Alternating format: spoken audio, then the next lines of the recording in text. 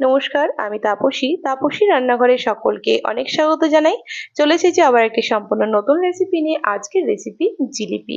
তো সামনে রাত পোহালেই যেহেতু মানে রথযাত্রা, তাই রথযাত্রার স্পেশাল আমি আজকে বানাচ্ছি জিলিপি। এই যে দেখুন, 1 কাপ সমান করে এখানে আমি নিয়ে নিলাম ময়দা। আপনারা কিন্তু আটাও নিতে পারেন, তাতেও কিন্তু জিলিপি ভীষণ ভালো হয়।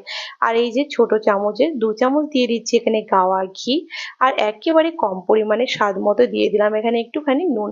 এবার ভালো করে নুন আর ঘিটা ময়দার সঙ্গে মিশিয়ে নেব। ময়দার সঙ্গে মেশানো হয়ে গেছে। এবার নিয়ে নিয়েছি দেখুন ওই 1 কাপ সমান করে জল। অল্প অল্প করে জল দেব আর তারপরে ময়দাটাকে মাখিয়ে নেব। কি বলুন তো, একসঙ্গে বেশি জল দিলে কিন্তু গুটলি পাকিয়ে যায়। তাই অল্প অল্প করে সুন্দর করে জল দিয়ে মাখিয়ে নিলে কিন্তু এর একদম মসৃণ ব্যাটার হয়। এর মধ্যে কোনো দানা কিন্তু বাঁধে না। এই যে দেখুন, ভালো করে এখানে কিন্তু জল দিয়ে দিয়ে ব্যাটারটাকে বানিয়ে নিতে হবে। একসঙ্গে পুরো জল ঢেলে দেবেন না, তাহলে কিন্তু একদম এটাকে মানে পাতলা হয়ে যাবে। এই যে চলুন এবার কিছুক্ষণ এখানে রেখে দিই। ওই 1 মিনিট থাকবে, ততক্ষণ এদিকে দেখুন শিরাটা বানিয়ে নিচ্ছি। এটা যেহেতু 1/2 কাপ, তাই 2 কাপ যেহেতু চিনি দেবো, তাই 1/2 কাপ করে এখানে 4 বার দেবো।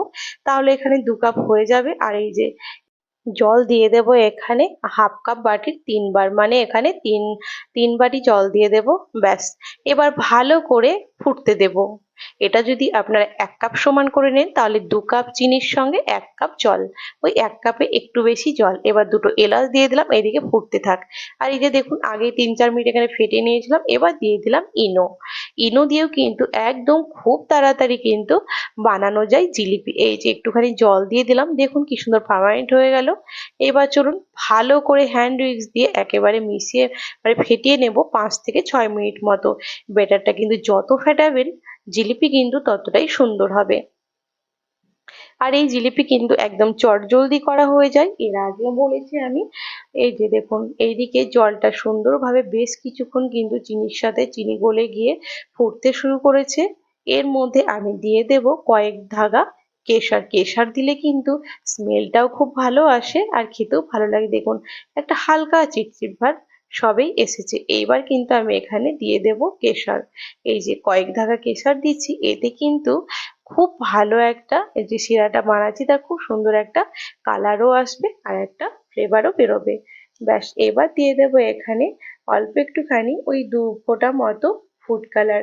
কারণ আমার বেশ কিছুদিন আগে একটা দোকানের সামনে সাজানো দেখেছিলাম লাল জিলিপি, আর সেখান থেকে ইচ্ছে হয়েছিল লাল জিলিপি বানিয়ে খাবো। ঠিক তার জন্যই দেখুন, বেটারে যদি আমি এখানে ফুড কালারটা দিই, তাহলে হয়তো জিলিপিগুলো সুন্দরভাবে লাল হয়ে যাবে। আমি ব্যাটারে দেবো না, শুধু এখানে আমি চিনির শিরার মধ্যেই দিয়েছি। তাই যতটুকু লাল হবে এই শিরা থেকেই হবে। দেখুন, এখানে কিন্তু একটা চিটচিট ভাব একদম হয়ে গেছে, শিরাটা রেডি হয়ে গেছে। এবার দিয়ে দিলাম অর্ধেকটা লেবুর রস। এই লেবুর রস দেওয়ার কারণে কিন্তু এখানে কোনো রকম দানা বাঁধবে না চিনির, আর লেবু মানে শিরাটা কিন্তু সুন্দর থাকবে। এবার গ্যাসটাকে বন্ধ করে শিরাটাকে রেখে দেবো সাইডে। এবার একটা কড়াই বসিয়েছি। আমি আজকে যে জিলিপিগুলো বানাবো সেটা কিন্তু ঘি দিয়ে ভাজবো।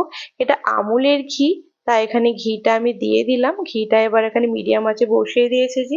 আর এই যে বেটারটা একদম রেডি হয়ে গেছে। চলুন, দেখেছেন এইরকম ভাবে দেখে নেবেন যে পাক হয়ে যাচ্ছে কি না। যেই হয়ে যাবে তাহলে জানবেন যে বেটারটা একদম রেডি হয়ে গেছে। ব্যাস, চলুন এবার একটা পাইপিনের মধ্যে ঢুকিয়ে নেবো। একটা গ্লাস রেখেছি, আর গ্লাসের মধ্যে এখানে পাইপিনটা দিয়ে দেব। আপনারা যদি আপনাদের কাছে পাইপিং যদি না থাকে, তাহলে কিন্তু যে কোনো জলের বোতল বা ছোট কোনো নর্মাল বোতল যদি থাকে, তার মুখটা প্লাস্টিকের হতে হবে। সেই মুখটার মধ্যে যেরকম সাইজে জিলিপি করবে সেরকম ভাবে ফুটো করে সেই বোতলের মধ্যে ব্যাটারটা নিয়েও কিন্তু আপনারা জিলিপিটা ভাজতে পারেন। এই যে দেখুন, ব্যাটারটা এখানে নিয়ে নেব। এখানে দেখুন ব্যাটারটা নিয়ে নিয়েছি। এই যে ভালো করে প্রথম দিকটা একটু ঘুরিয়ে নিয়ে চেপে ধরে নেব, আর তারপরে নিচের দিকেরটা ফুটো করে নেব। তো চলুন এখানে দেখি ঘিটার কি খবর। আর ঘিয়ে কিন্তু যদি জিলিপি ভাজা হয় তার স্বাদ কিন্তু অসম্ভব ভালো হয়।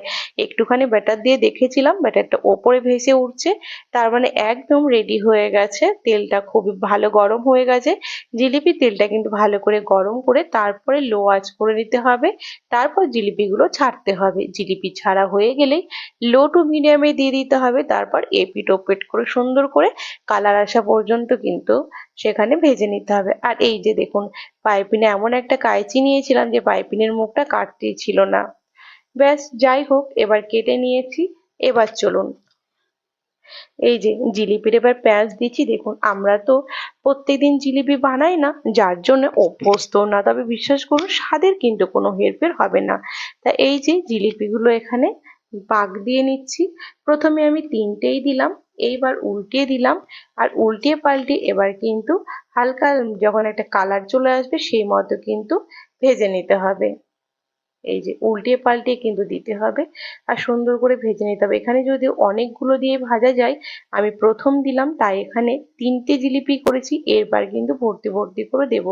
এই যে দেখুন, খুব সুন্দর একটা কালার এসে গেছে। ঠিক এইরকম ভাবে উঠিয়ে নিতে হবে। এই যে দেখুন, এবার এগুলোকে উঠিয়ে নিয়েছি। এবার চলুন এটাকে কিন্তু শিরার মধ্যে ডুবিয়ে দেব। এই যে লাল লাল শিরার মধ্যে ডুবিয়ে যাব। এই লাল লাল শিরাগুলো যখন জিলিপির মধ্যে ঢুকে যাবে তখন কিন্তু খুব সুন্দর একটা লাল লাল কালার আসবে। অতটা একেবারে লাল না হলেও খুব সুন্দর লাল কালার কিন্তু একটা আসবে। এই যে দেখুন, আবারও এখানে আমি জিলিপি ছাড়তে শুরু করেছি। আর এইরকম ভাবে কিন্তু জিলিপিগুলো সব আমি ভেজে নেব। জিলিপি পাক দিতে একটুখানি ভয় লাগে, যেহেতু সচরাচর আমরা খুব একটা করি না, তার জন্য। তবে মাঝে মাঝে যদি করা হয় তাহলে কিন্তু ভীষণভাবে ভালো একটা সুন্দর ডিজাইনে চলে আসবে। যাই হোক, এই ডিজাইনের সঙ্গে কিন্তু টেস্টের কোনো তারতম্য নেই। মানে ডিজাইন যেমনই হোক না কেন, টেস্টটা কিন্তু অসম্ভব ভালো ছিল জানেন। আর যে কোনো দিন টাটকা সবকিছু দিয়ে জিলিপি বানানো, তার স্বাদ তো সম্পূর্ণ একটা আলাদাই হবে। আপনারাও কিন্তু টুক করে ঘরে বসেই আধা ঘন্টা সময় দিলেই সমস্ত কিছু করে কিন্তু রেডি হয়ে যাবে। এই যে দেখুন, জিলিপির প্যাঁচটা একটা দিয়ে দেখালাম। জিলিপির পাঁচটা কিন্তু খুব একটা খারাপ যে দিতে পারি সেটা কিন্তু নয়, তবে অনেক সময় অনেক রকম ভাবে কিন্তু প্যাঁচগুলো দেওয়া হয় না। এই যে উল্টে পাল্টে কিন্তু প্রত্যেকটা জিলিপিকে খুব সুন্দরভাবে কিন্তু ভেজে নিতে হবে। তো চলুন, এই একই রকম ভাবে কিন্তু সব জিলিপিগুলো আমি এই যে ভেজে নিয়েছি। আর হালকা হালকা এতে রস ঢুকেছে, সবেই যেহেতু কমপ্লিট করলাম, একটু সময় দিলে সুন্দরভাবে সব জিলিপিতে কিন্তু রস ঢুকে যাবে। তো আমার রেসিপি যদি আপনাদের ভালো লেগে থাকে তাহলে কিন্তু লাইক শেয়ার করতে ভুলবেন না। কমেন্টে আমাকে অবশ্যই জানাবেন এই জিলিপি রেসিপি আপনাদের কেমন লেগেছে। আর ভালো লাগলে আপনারা বাড়িতে বানিয়ে খেয়ে সেটাও আমাকে জানাবেন আপনাদের কেমন লেগেছিল খেতে। আর যারা এখনো আমার চ্যানেলটিকে সাবস্ক্রাইব করেনি তারা প্লিজ আমার চ্যানেলটিকে সাবস্ক্রাইব করে দেবেন। আর যারা ফেসবুক পেজ থেকে দেখছেন প্লিজ পেজটিকে ফলো করে দেবেন।